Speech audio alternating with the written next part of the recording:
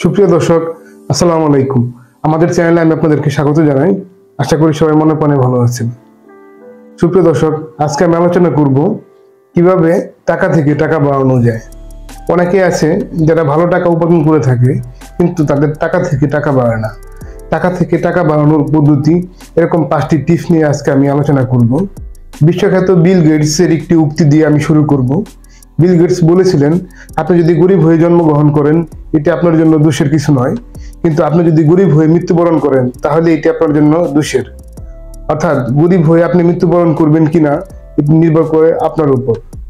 আপনি যদি সঠিকভাবে পরিশ্রম করে থাকেন, পরিশ্রম করে যদি আপনি টাকা উপার্জন করে থাকেন, সেই টাকা থেকে যদি আপনি টাকাকে বাড়াতে পারেন, সেই টাকা থেকে যদি আপনি সঞ্চয় করতে পারেন, তাহলে আপনি একদিন ধনী হতে পারবেন। তো সুপ্রিয় দর্শক, আমি আর কথা বাড়াবো না।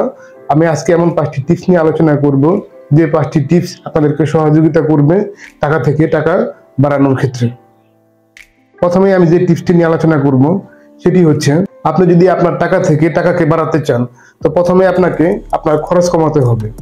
আপনি যত টাকা উপার্জন করে থাকেন না কেন, আপনি যদি আপনার খরচের উপর লাগাম টানতে না পারেন, আপনি আপনার খরচের উপর যদি নিয়ন্ত্রণ করতে না পারেন, তাহলে কিন্তু আপনি কখনোই টাকা থেকে টাকাকে বাড়াতে পারবেন না। আমাদের সমাজে এমন লোক অনেকেই আছে যারা প্রতি মাসে ভালো একটা বেতন পেয়ে থাকে, তাদের এই বেতনের অধিকাংশ টাকায় খরচ হয়ে যায়। তারা নিজেরা বুঝতেই পারে না কিভাবে তারা সঞ্চয় করবে, কারণ তাদের কাছে খরচের এই হিসাবটা নাই। আপনি যদি আপনার খরচটাকে নিয়ন্ত্রণ করতে চান, আপনি যদি আপনার খরচের উপর লাগাম টানতে চান, তাহলে একটি পদ্ধতি হচ্ছে আপনি আপনার খরচটাকে লিখে রাখুন।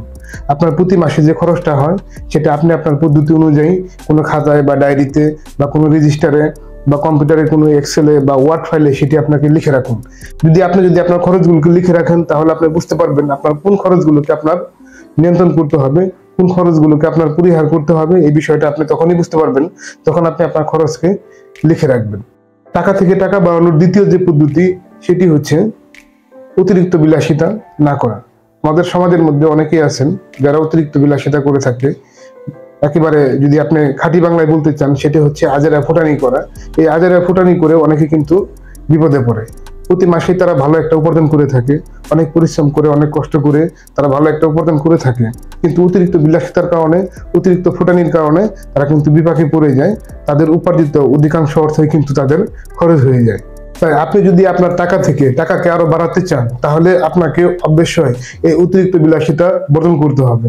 আপনার যদি হ্যাবিট থাকে বাইরে প্রচুর আড্ডা দেওয়া, চা কফি বিড়ি সিগারেট খাওয়ার, এবং এগুলো করে বা বাইরে প্রচুর পরিমাণে আপনি ফাস্ট ফুড বা অন্য হোটেলগুলোতে খাবার খেয়ে থাকেন, এই ধরনের বিলাসিতা করে, বা আপনি যদি আপনার প্রয়োজন নেই তারপরে যদি আপনি অপ্রয়োজনীয় পোশাক, আপনার অপ্রয়োজনীয় ইলেকট্রিক ডিভাইস এগুলো যদি কিনে থাকেন, এগুলোর মাধ্যমে কিন্তু আপনি ধীরে ধীরে নিঃস্ব হয়ে যাবেন। আপনি কিন্তু টাকা সঞ্চয় করতে পারবেন না। অধিক টাকা উপার্জন করার পরও কিন্তু আপনি সবসময় দুশ্চিন্তায় থাকবেন। তো সুপ্রিয় দর্শক, আপনাদের যাদের মধ্যে এরকম অভ্যাস রয়েছে অতিরিক্ত পরিমাণে বিলাসিতা করা, আপনাদের অবশ্যই এই বিলাসিতার অভ্যাসটাকে বন্ধ করতে হবে। টাকা থেকে টাকা বাড়ানোর তৃতীয় যে পদ্ধতি সেটি হচ্ছে অযথা ঋণ না করা। আমাদের মধ্যে অনেকে আছে যারা অযথা ঋণ করে থাকে, প্রয়োজনে অপ্রয়োজনে বন্ধু বান্ধব আত্মীয় স্বজন তথা বিভিন্ন ব্যাংক থেকে ঋণ নিয়ে থাকে। অনেকে ক্রেডিট কার্ড ব্যবহার করার অভ্যাস রয়েছে। তো এই ঋণের চক্করে আপনি যদি একবার পড়ে যান, তাহলে কিন্তু আপনি কখনোই সেভিংস করতে পারবেন না। তাই এই অযথা ঋণ যেগুলো, অপ্রয়োজনীয় ঋণ যেগুলো, এগুলো থেকে কিন্তু আপনাকে বের হয়ে আসতে হবে।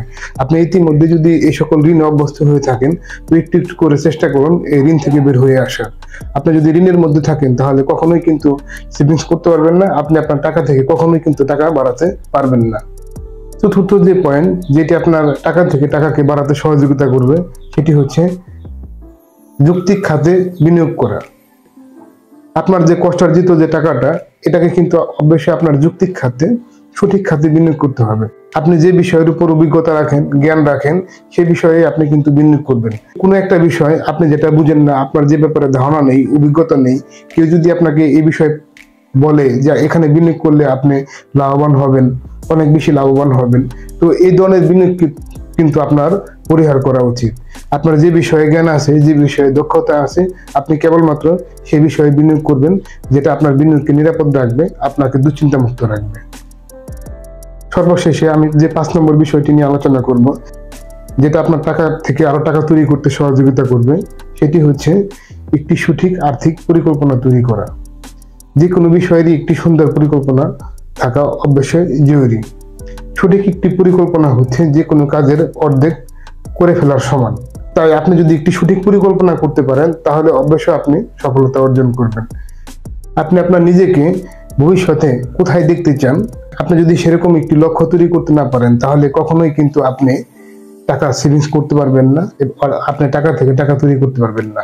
তাই আপনার সঠিক একটি আর্থিক পরিকল্পনা করা দরকার, যে ভবিষ্যতে আপনি কি করতে চান, কি ধরনের অর্থের অধিকারী আপনি হতে চান এবং এই অর্থকে আপনি কিভাবে বিনিয়োগ করবেন। তো এরকম একটি প্রপার প্ল্যান আপনার অবশ্যই থাকা দরকার। সুপ্রিয় দর্শক, আশা করি ভিডিওটি আপনাদের উপকারে লাগবে। আমি যে 5টি টিপস আপনাদেরকে বললাম, এই 5টি টিপস কিন্তু আসলে নিজস্ব কোনো মতামত নয়। এগুলো কিন্তু আমি অনেক বই পড়ে, অনেক রিসার্চ করে, ঘাটাঘাটি করে আমি বিভিন্ন যারা অর্থনীতিবিদ যারা আছে, বিভিন্ন যারা বিনিয়োগকারী আছে, তাদের থেকে এই পরামর্শগুলো নিয়ে এই ভিডিওতে আপনাদের সামনে উপস্থাপন করলাম। ভিডিওটি আপনাদের কেমন লাগলো আমাদেরকে কমেন্ট করে জানাবেন। ভিডিওটি যদি আপনার ভালো লেগে থাকে আপনার পরিচিত জন, প্রিয়জনের সাথে বেশি বেশি শেয়ার করে তাদেরকে দেখার সুযোগ করে দিবেন। ভালো থাকবেন, ভালো রাখবেন এই প্রত্যাশায় ভিডিওটি এখানে শেষ করতেছি। আল্লাহ হাফেজ।